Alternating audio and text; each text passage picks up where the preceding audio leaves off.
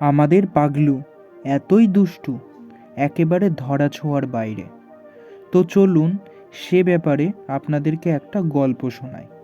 আপনারা সকলেই জানেন যে খরগোশ ঘরের যে কোনো একটা কোণায় গু দেয়।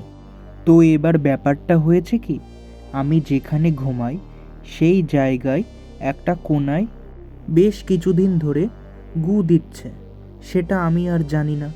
তো একদিন হয়েছে কি, আমি যখন বিছনা গোছাচ্ছি শোবো বলে, তো এবার হট করে কাঁথার উপর দেখে ভেজা ভেজা লাগছে।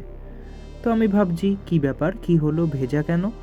এবার দেখি সুখে দেখে পাগলু মুতে ধুয়েছে, আর তার তলায় এক গাদা গু ছড়িয়ে ছিটিয়ে রয়েছে। তখন বুঝলাম মালটা শালা ঘরের এত জায়গা থাকতে আমার বিছনাই পেল। বেশ কিছুদিন ধরে গু দেওয়ার ফলে ওর একটা হ্যাবিট হয়ে গেছে। যখনই বাইরে কোথাও ছেড়ে দিই, হাগামুতা লাগলে ছুটে বইয়ের তাকের ওপর দিয়ে উঠে এসে আমার বিছনায় চলে আসে, আর ওর যা কাজ ও করতে শুরু করে। এখন আর কি করব, বুঝতেই তো পারছেন। যখনই মনে হয় যে ওর হাগামুতা পেয়েছে, তখন বাধ্য হয়ে এরকম ধরে ধরে গু দিয়াতে হয়। এই হচ্ছে বর্তমান পরিস্থিতি, বুঝতে পারছেন।